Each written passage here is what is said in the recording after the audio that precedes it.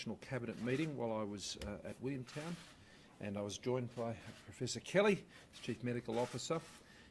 The National Cabinet has been meeting more regularly over the last month or so to address particularly the issues relating to the rollout of the vaccination program, and it was another very useful meeting today as we received updates not only on the vaccination program, which Professor Kelly will speak more to, but also in addressing the very serious issues regarding the terrible pandemic breakout in India. I was able to advise, as I indicated earlier today in my remarks in Williamtown, that of the National Security Committee decision that was taken yesterday afternoon, where we noted that the biosecurity order and the pause was successfully reducing the caseload and risk regarding arrival of persons from India, that the biosecurity order would remain in place with no change until its intended completion date of May 15, that the repatriation flights, the facilitated commercial flights that we have been running now for a considerable period of time, that assisted some 19,000, just around 20,000 in fact, people to return from India already, that they would resume on the 15th of is scheduled to leave India on the 15th of May. There'll be 3 flights coming in this month into Darwin, and that will be supported by the National Resilience Centre at Howard Springs in Darwin. That is the facility that was recommended to be established by Jane Halton's review into the quarantine system across the country. That now will have a capacity this month of 2,000 persons, up from 850. And that facility has been supported by the Commonwealth Government to the tune of around $500 million. I advise that while the pause in direct flights from India would be further reviewed next week, it was likely that the Commonwealth Government would not be resuming direct commercial flights from India, and instead invited the states and territories to participate in receiving additional repatriation flights, facilitated commercial flights into their states. And I was very pleased to have the initial response straight away from New South Wales as well as Victoria and Queensland, who indicated that they would be responding positively to that invitation. South Australia is also considering it very favourably. They have a flight which is due to come in from Malaysia on the 15th of May, I believe it is, and we anticipate that there will be people on board that flight who will have already been in Malaysia for a period of a week or two, perhaps, and they want to just carefully assess the infection rates that are coming from that flight. But I want to thank South Australia for their consideration. Western Australia will be considering. Of course, into Tasmania, there's not the opportunity for that, nor in the ACT. So I want to thank particularly New South Wales, that previously had been receiving commercial flights, direct commercial flights from India, for their very quick response, together with Victoria and Queensland. So that's doubling the amount of repatriation facilitated commercial flights that we will see this month, from 3 to, we anticipate, 6, but those details will be confirmed with those states and territories and those arrangements as we work together on that over the course of the next week. Those charter flights will of course be focused on bringing those Australians, citizens, residents and families who have been registered with our High Commission and Consulate offices within India, and it will also be targeting on those 900 most vulnerable of that group. I've asked DFAT to do a review of the registrations of all of those who have been registered in India to ensure that they're current, and that will assist a proper prioritisation of placing people on those flights. The charters will be undertaken by Australian crews, and they will require rapid antigen testing prior to departure. By arranging these returns to Australia through what is it is the most secure channel we can provide for, that will mitigate the risk of potentially higher rates of infections presenting on arrival in Australia, and ensure that the quarantine system will continue to be able to receive continued repatriation flights in the weeks and months ahead. Sensitive third country transit points will also be monitored very closely after the 15th of May.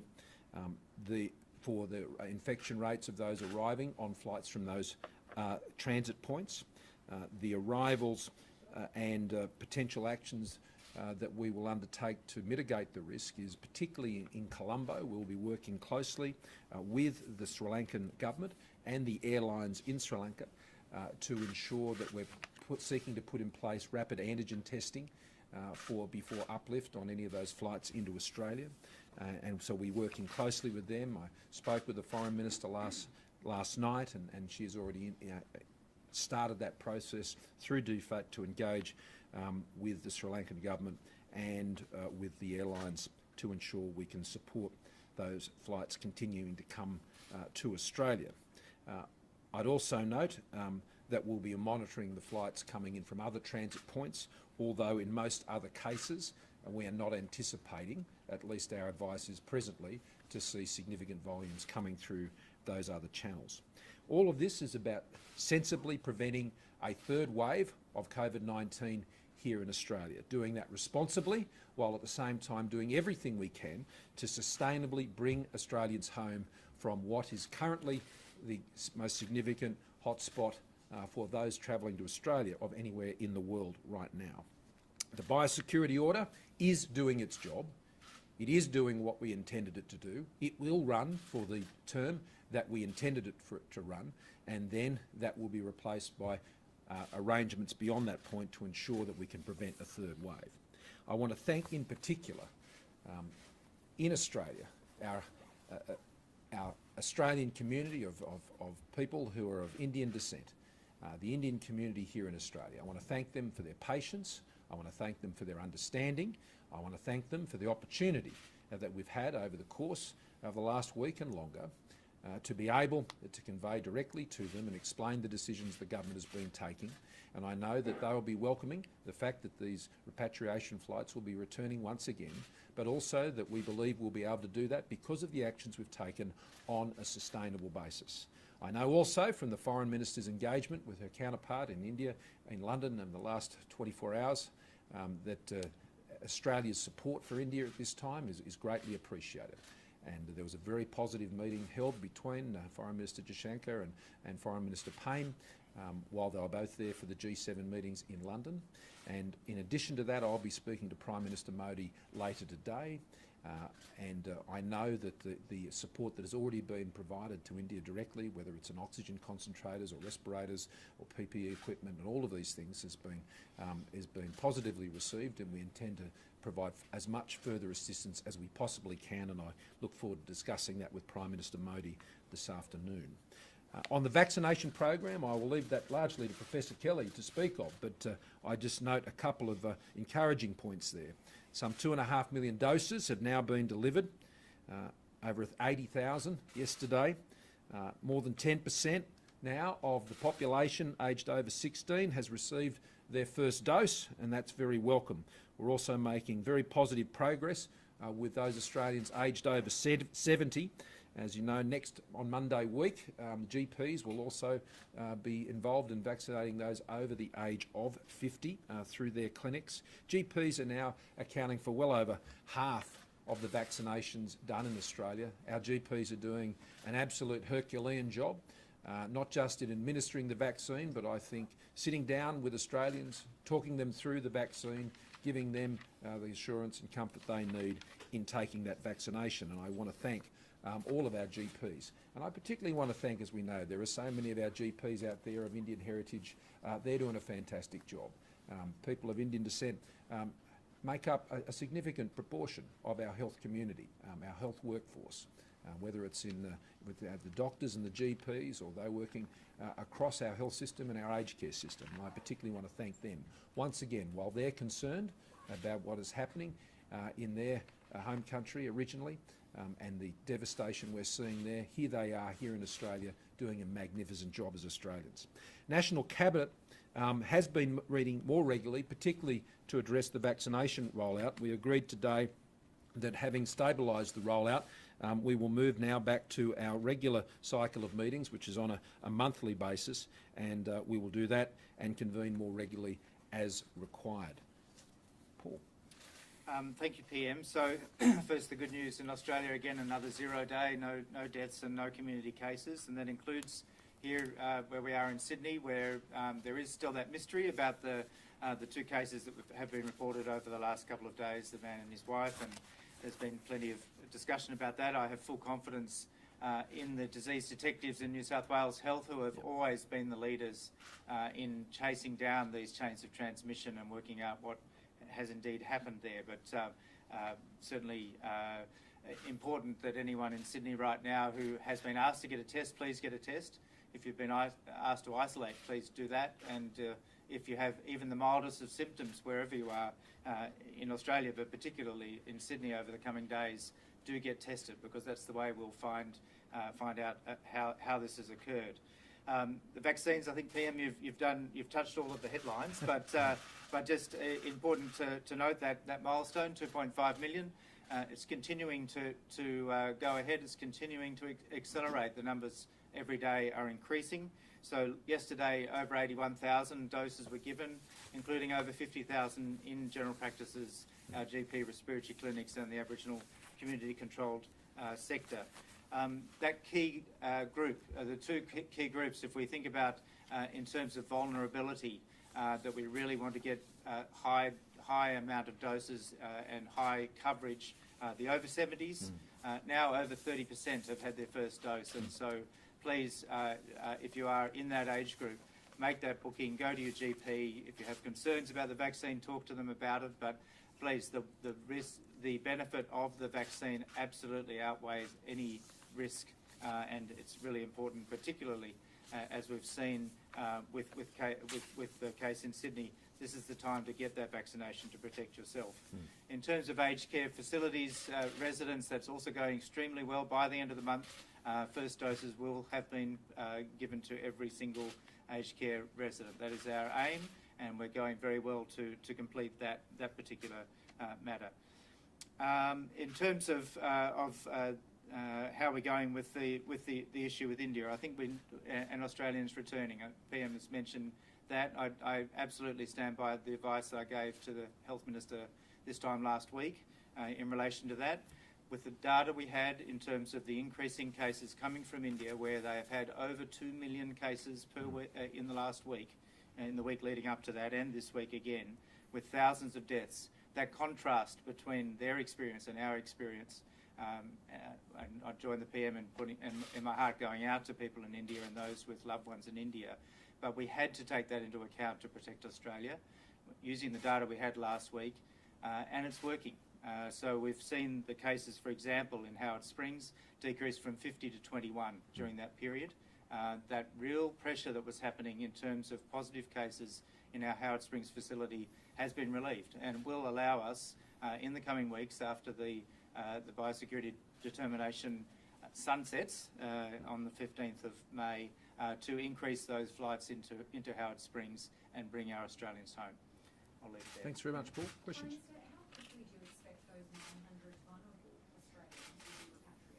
Well, we'll work through the details of the manifest for those people who will be able to board on those, what I believe will be 6 flights this month. There will certainly be 3 flights that the Commonwealth is directly involved in, and that involves those flights into Howard Springs. But that's why I'm very appreciative of the very quick response that we had from the states and territories to also take, I expect, what will be at least 3 flights there. And so these are flights of around about 150 people on them. And so whether that will be all the, because you've got family members, I need to stress that of vulnerable persons as well, and it's not our practice to splitting up families as they're repatriating back. So those prioritisations will be undertaken by our High Commission and our consular officers there. But this is a, you don't get 20,000 people back overnight. That's taken us some time to achieve that. In the same way, we've been able to return some 11,000 people back from the UK. That has taken time to work through the processes that we have there. And so, by making available more of these flights, doing it within the capacity of our system, and then we're doing it safely to prevent a third wave here in Australia, but we're doing it sustainably as well. I think people want to know that those flights are going to still be there a month from now, 2 months from now, and that they can make those arrangements. And that's why we're working hard to ensure we do it in a sustainable way and a safe way. Given Australians who have COVID-19 can't be repatriated, are you comfortable leaving some of those vulnerable people in India? Well, Australia is not alone in that requirement that we don't do uplift of passengers coming into our country who are infected with COVID.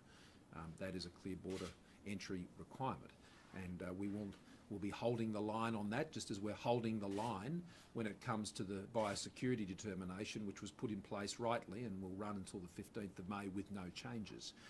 So that's what our High Commission and Consular team do every single day of the week, all the time, not just during COVID, but at any given time. And where there is support that is needed to assist with Medivac, and there are private insurance arrangements as well as other arrangements, our consular team will do what they do every day, providing as much support to Australians in a distressing situation as they possibly can. I stress also there is the hardship fund that we put in place last year. Some 30 million of that fund, in fact a bit more than that, has already been dispersed, not just to people who are affected in India, but in many parts of the world.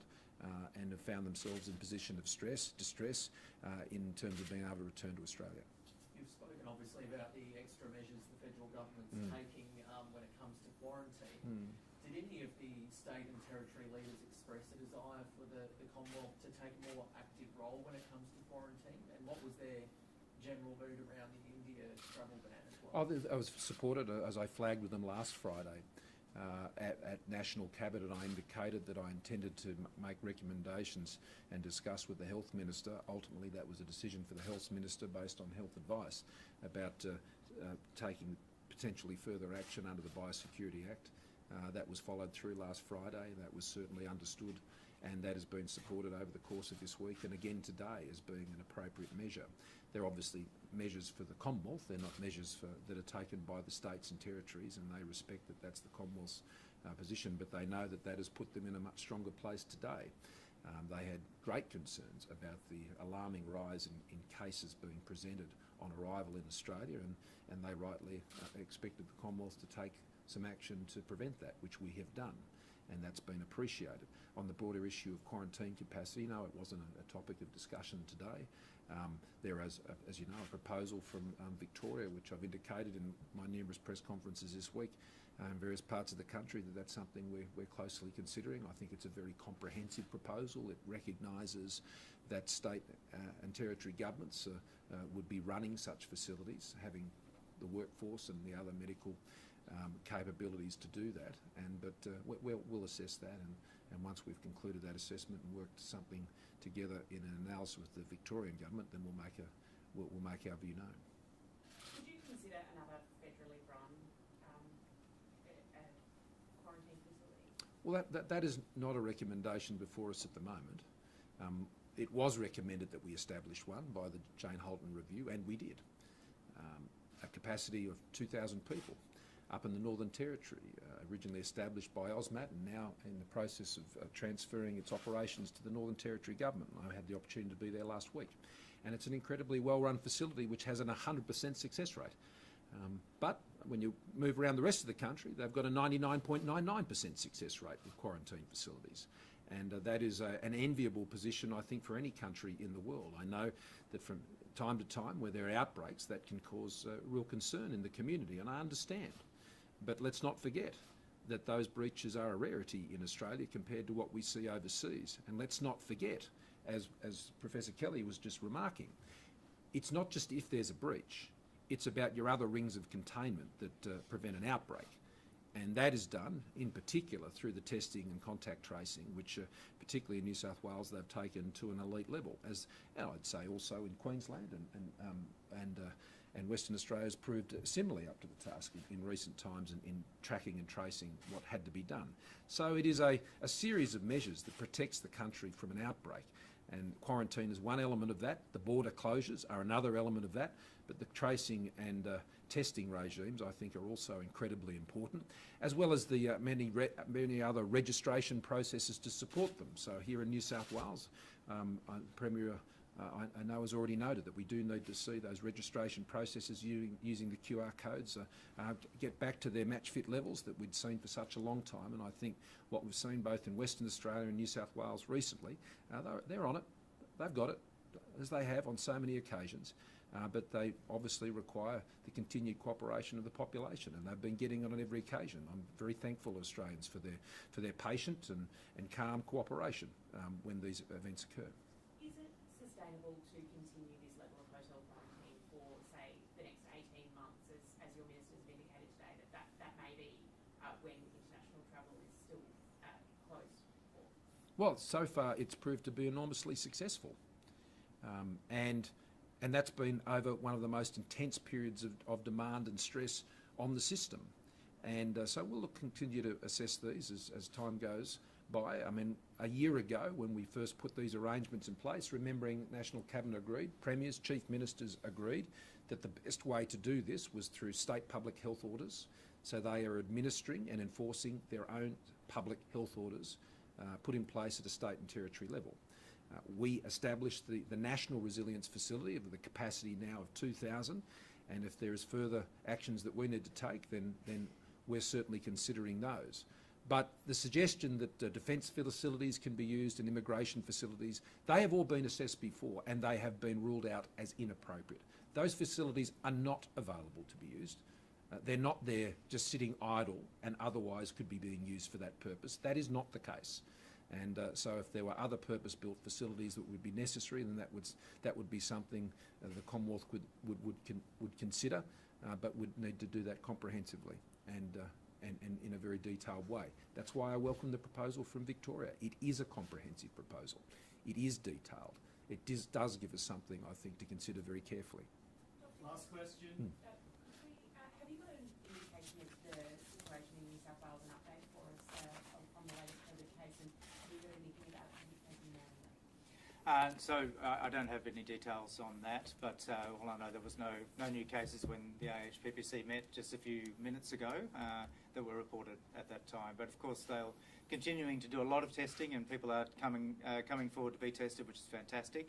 And the more that we see, the chances are we may see some more cases, and we certainly need to work out that chain from the person we know arrived on the 24th of April to the Sydney-sider and his wife that have become positive without an obvious link there.